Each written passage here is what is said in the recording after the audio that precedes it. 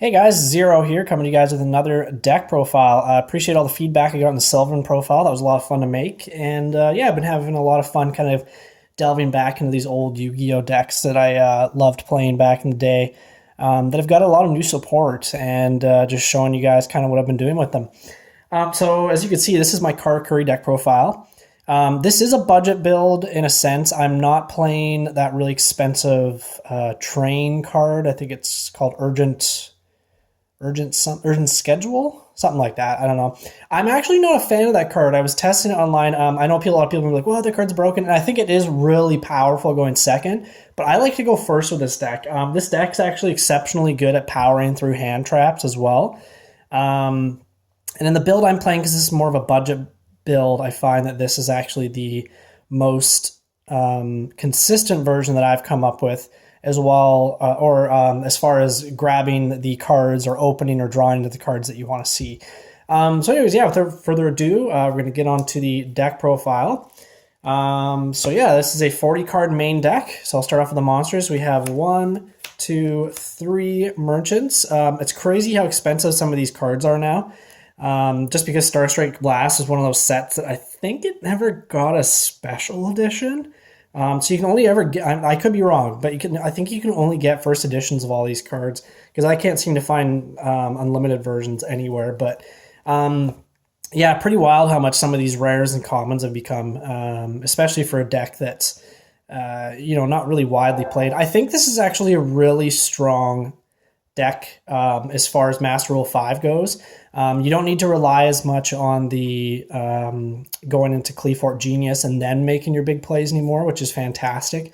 Some of the boards I've been testing that I've been ending with are like 2 Brabus, a Barredo, and the trap set and like stuff like that. And you already have 6 cards in your hand after that too, which is just nuts. Like, even if your opponent gets over that board, you can make a bunch of comeback plays. So yeah, this deck is fantastic in that sense. And this card now is literally a 1-card Barebu, or any of the Karakuri Synchros, which is absolutely crazy. And that is because of the level 5 monster, which came out in the last set, which is awesome. So anyways, yeah, you have to play 3 of him. He searches out any Karakuri card, which is fantastic. It's only on normal summon, but 100% have to play 3 of him. So this is where things get weird. So I'm playing 2 Nisamus. Now, I know a lot of people are going to be like, why are you playing the level 4s? I see a lot of people that are only actually playing maybe 1 level 4, and that's going to be quick. I've noticed that the deck in the version that a lot of people are playing, where they're just playing like 1, 4, and then basically just 3s of everything else, you can get these really weird hands where you open up with too many tuners and not enough plays. And at least if I open up with a level 4 and my either level 5 or my Nanishi, I'm still learning this guy's name, Kunamzan, something like that. Bonds. Basically, either of these with any of the level 4s equals a Karakuri and it starts your combos up. And I think that's really important to note. And I think that people not playing any of the 4s is actually a disservice, and you're just adding more inconsistency to your deck. The reason that I'm playing 2 of these also is just it's a budget build. Even if I had 3 of those urgent schedules, which they're astronomically overpriced, I would still probably play at least 2 level 4s. I'd probably play a new Samu and a quick or 2 quicks or something. The reason I'm playing 2 of this guy is sometimes you do, like, it's rare now with how consistent this deck is, but once in a blue moon, you're going to open kind of a crappy hand. And this at least kind of like gets you into your plays.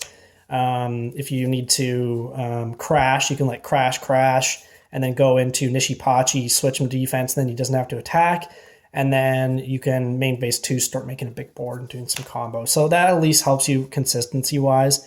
The other thing that's really good about this guy is I actually do really like ending on him. Just because even if they do have a way to run him over by battle or get over your board that's not destruction, he can at least get you into more of your combos. So yeah, I really like 2 Nisamu. I feel like people are really sleeping on the level 4s. I think that they're still really strong. I am playing 2 quicks as well. Now this might seem once again kind of crazy because I'm playing 4 level 4s, but the reason being is this guy's destroyed by battle effect is still really relevant. The issue that I had with this deck back in the day was that it was actually really hard to resolve this guy's effect. Mostly because the monster you special summon comes out in face-up defense position. So if you special summon, say, a Nishipachi from the graveyard, it comes out in defense, and then it has to switch to attack, and then it has to attack, which can be good if they have no other monsters on the board, but if you're having to do some weird play where you run over something and get something back, it's pretty bad. At least now, you can still bring out the Nanishi and then get your plays, continue with your plays. But the reason I like this guy is he's just a combo extender, and obviously he's a plus. So he equals another Bure, which is excellent. So yeah, the 2 of him. Now on to the new Karakuri. I'm playing 3 Bones, sorry, that's not 3 of him. 3 Bones. Yeah, this card is incredible. It's so good. Now, I know that it limits you into only synchro into Earth machine monsters after you special summon him and he becomes a tuner. But he literally fixes a lot of the problems that this deck originally had back in the day, which was an inherent summon that you could do after your normal summon. And this guy fixes that issue. Originally, you'd have to play Cyber Dragons or Solar Windjammer. There was a ton of stuff you'd play. Instant Fusion obviously was at 3 then. It's not now. But you needed stuff like that to really continue your plays, and this guy fixes all those issues. The other nice thing is even if you special him out from the deck, he's actually not a tuner monster anymore, and then you can keep synchroing into Burritos and up into Brabus and stuff. So the reason saying as well that I said I wanted to play level 4s was just because any level 4 plus him is a Brabu. It just fixes those weird inconsistent hands where I noticed I was just opening a ton of tuners, or I just didn't have enough non-tuners, and you'd open this guy with an inherent, not opening an Nishi, so you'd open Nishipachi and this guy. That's bad. You don't want to normal this, switch this, special this guy, and then he becomes a tuner, and then I can't synchro. So at least if I open up a non-tuner and this guy, like I said, it does kind of get me going on my plays. So I think that's really important to note. Why I play the level 4s is mainly just because of Bones. So yeah, you have to play 3 of him. He's fantastic. Old school card, obviously 3 Nanishis. She's just your double summoner. She's fantastic. One of those cards back in the day that just really made the deck actually compete.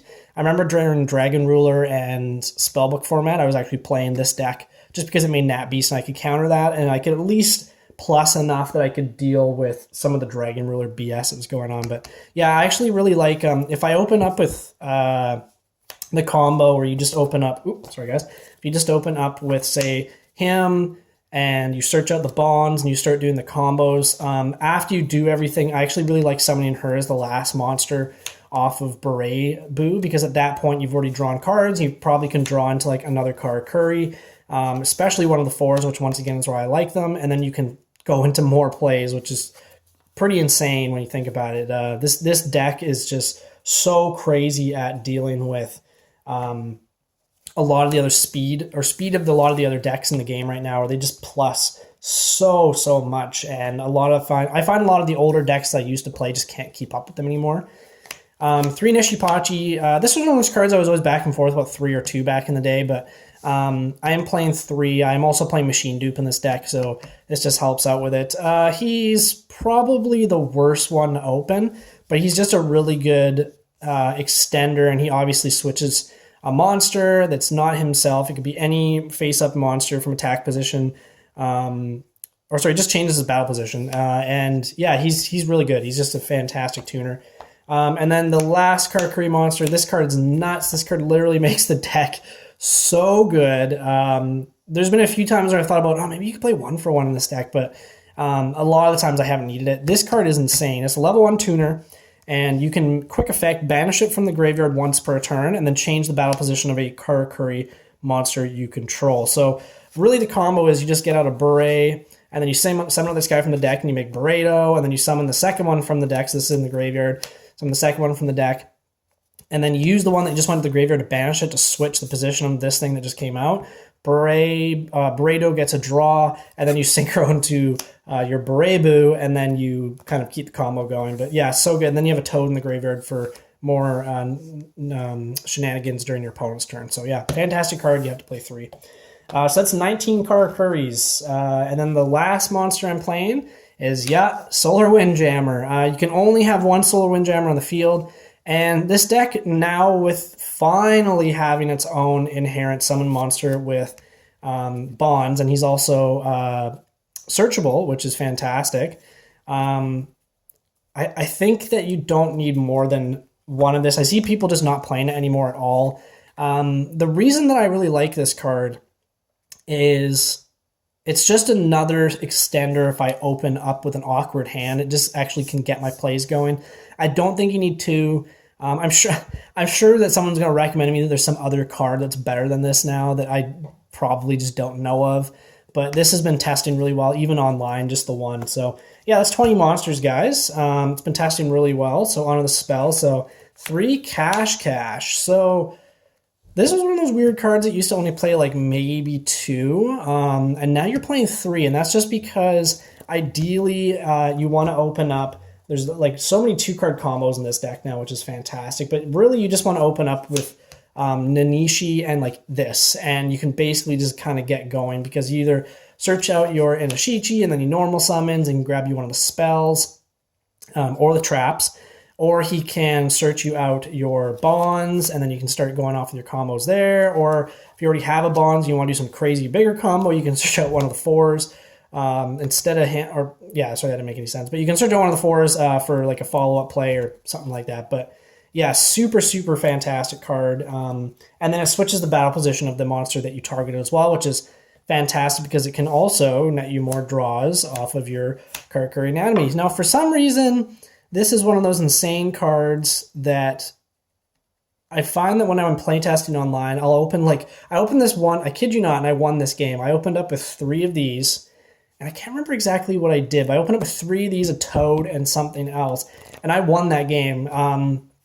I think I set the toad, and then he killed it, and then I was able to summon something out after playing 3 of these, and I normal summoned it, and then I used the toad to switch positions. These all got a counter, and then I was just digging at that point. I got rid of one to draw a card, got rid of another to draw a card, and then I think I draw into a bonds or something. I just started going off, and it was amazing. Like, this card can either be a +1, or it can be a nice little, like, upstart goblin for the deck.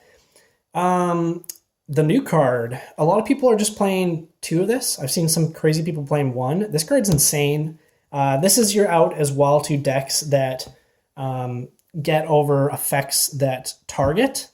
Because you can just keep switching the position of a monster and your Karakuri can just get massive. I have one of my Karakuris at like 70-something hundred in one game, and it was just a total blowout. I'm not playing limiter removal in here just because you blow up your own stuff. I'm not really a big fan of it, but you could absolutely do some insane damage with this card in limiter removal.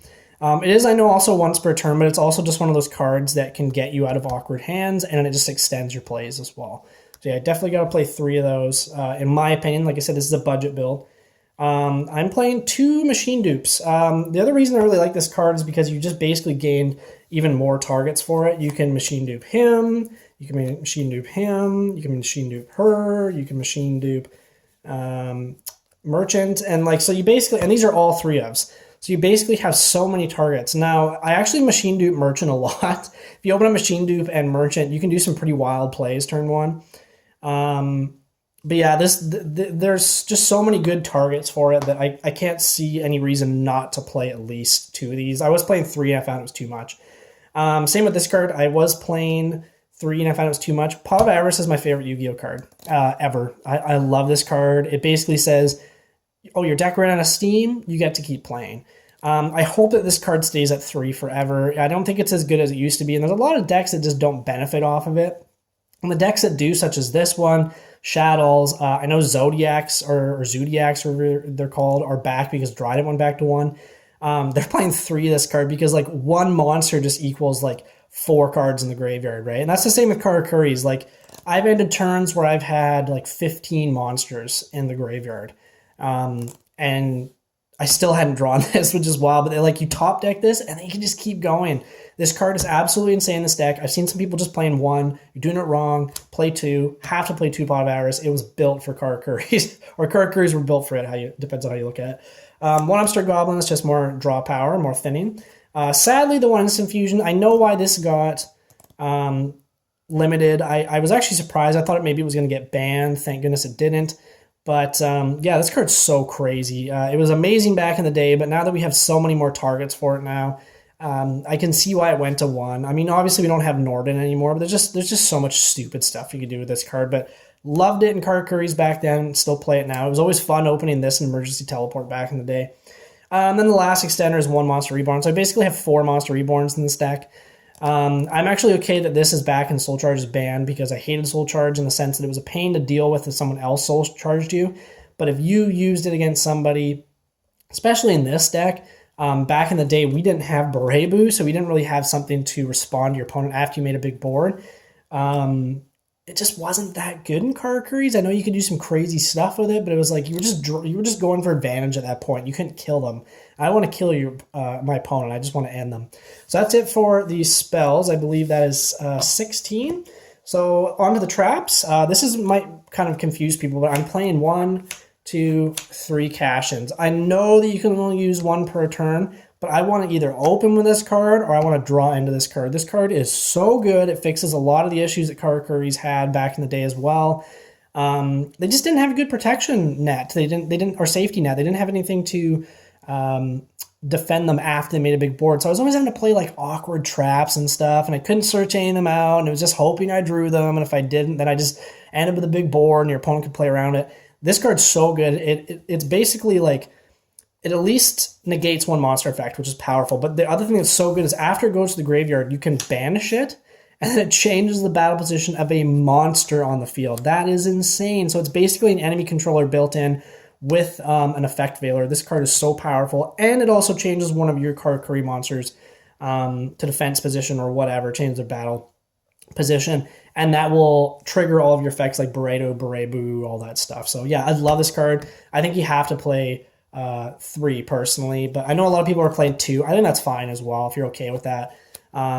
Probably if I had that crazy broken train spell, whatever it's called, urgent schedule, I'd probably drop this down to 2 and play more of like a going second build. But I usually always want to go first with this deck because I want to end with like a big board of Karakuris and then this and potentially the 1 cash shed set. I was originally testing out 2 of each, but I think Karakuris have never really had a big problem with spells and traps, and there's not a lot of mass destruction going around right now as far as Dark Hole, Raigeki. I know Lightning Storm's a card, but not everybody can afford that, and not everybody's really testing it. And if I got Lightning Stormed or whatever, I just make a big board next turn and come back. So yeah, just 1 cash shed. It's fun being able to play this card now too. A lot of time people never played this back in the day, but now you can. So that's it for the deck, guys. 40 cards. We'll go on to the extra deck really quick. So we have 1, 2, 3 Berebu. Seen a lot of people as well only playing 2 of these, and I think that's nuts. I go through like 2 of these so quick in a game.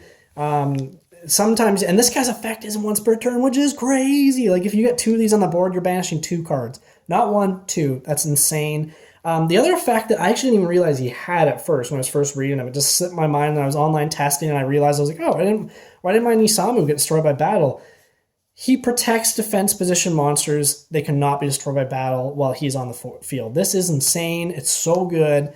So he can protect himself. If he's switched to defense position, he can't be destroyed by battle. This deck is such a pain to deal with. I've had a lot of times I'll start doing my combos playing this, and people just quit. They just know where it's going, and they don't want to deal with it. I mean, you could say that's not fun, but I love this deck. It's probably one of the most fun decks in Yu-Gi-Oh! History, in my opinion, especially if you know how to play it properly. So yeah, 3 Berebu, 100% have to play 3. You have the room in the extra deck. I don't know why you wouldn't. 3 Beredos. I still have my ulti first eds after all this time. I pretty much kept most of my Yu-Gi-Oh! Cards. I didn't get rid of anything. So it's nuts how much all the altis went up in price. Have to play 3 Beredo. I've had a few crazy hands where I've made 3 of these turn 1, and then you summon out like the 1 last Toad, and then you banish the 1 in the graveyard, and you're like draw, draw, draw, and then you just keep going, and it's insane. Like this deck has so much advantage. It's crazy. The 3 Berets. This guy's the worst out of the 3, obviously, but yeah, altis of these 2, which is sweet. He's the good. He's the best starter in my opinion out of the 3. Like obviously, if you can make Beredo first, you want to. But at least with Bure, he can kind of get one of your, or some of your cards going because of his turn effect as well. And he's actually quite helpful. Like he could trigger this is what I'm saying, but he can also trigger or get your opponent's monsters that are difficult to deal with in defense position. And yeah, he's a great card. You got to play. I think you have to play 3 of all the Karakuris. Last Synchro Monster, Naturia Beast. This is probably one of the best decks in the game for making it. It's literally like you can make Naturia Beast off of 1 card technically because you summon Nisamu, or sorry, not Nisamu, what the heck's her name? Ninishi, sorry. Still remembering all their names again. You summon Ninishi and then extra normal summon Inishichi. He searches you something and you make a free Naturia Beast. It's so good. And this card just kills pendulums. So yeah, you gotta play it. So that's actually it for Synchros. The reason I'm not playing more, I thought about playing more, but the issue that I've been having with the deck is the limitation of the new monster. Like I said, you can only special summon Earth machine monsters after he's special summoned by his effect. So that really hurts. I thought about maybe changing up the extra deck a little bit more just because I am playing the 4s as well. So at least like if I open her and a 4 and you start doing your plays, you don't have to worry as much about that limitation. But I don't know, it's just a space issue. It's like, how am I going to find the room? The 2 instant fusion targets, 1 Cybersaurus and 1 Sea Monster of Theseus. This is if you do open a level 3 tuner, and this is if you don't. They both just make one of your Karakuri synchros, so really good. And then for the Link monsters, I'm playing 1 Gaia Saber, the Lightning Shadow, and I'll have 2 Cleafort Geniuses. This card's awesome. It's so good. The negate effect thing is another thing that really helps with this deck because it used to struggle with that. I haven't made this guy yet, but he's just there for filler, and he was only like 15 cents, so I just ordered him anyways. But yeah, so that's the deck, guys. 40 cards, 15 card extra deck. I love Karakuris. I think this deck is a really good rogue deck if you want to bring it into the new format. I think that you could do potentially really well with it, and a lot of people can't deal with them. They're just so big. The banishing, you can wait till your opponent does something just because you have all these quick effects. You have your own searchable effect veiler card now that also is an enemy controller, yada, yada, yada. It's just, the deck is so much more powerful than it used to be, and it's in so much of a better place. So anyways, guys, thanks for watching. I'll have another deck profile up for you guys soon. I've pretty much got all my old retro decks updated at this point. Yeah, and I also have a pure Subterra deck profile that I want to show you guys as well. It's not that guru control crap. I was really frustrated the other day. I was looking up Subterra decks, and everything that came up was like guru control, guru control, guru control. And I understand that's the best build because you just basically make guru and you just keep getting advantage off of him and Hidden City and you just set traps. I just don't think that's fun. Like Yu-Gi-Oh, you want to play for fun. I get you want to play to win, but if you want to win all the time, go and dish $1,000 out on like one of the top decks. Otherwise, you know, just relax, have some fun, and that's what the game's all about. All right, guys, thanks for watching. Peace, and yeah, comment down below what deck profile you guys want to see next. I have DVDs. My Bujin Turbo deck is a lot of fun. Wind-ups, Dino Mists, Subterrors, Herald, Cosmos, Monarchs. There's so many decks. Like, you guys name it, I got it. They're all up to date. I am working on putting together 6 Samurais at the moment. Surprisingly, that's like the one deck I hadn't got everything for yet. So I do have some cards coming in the mail for that. Keep an eye out for that as well. And anyways, guys, thanks for watching. Peace.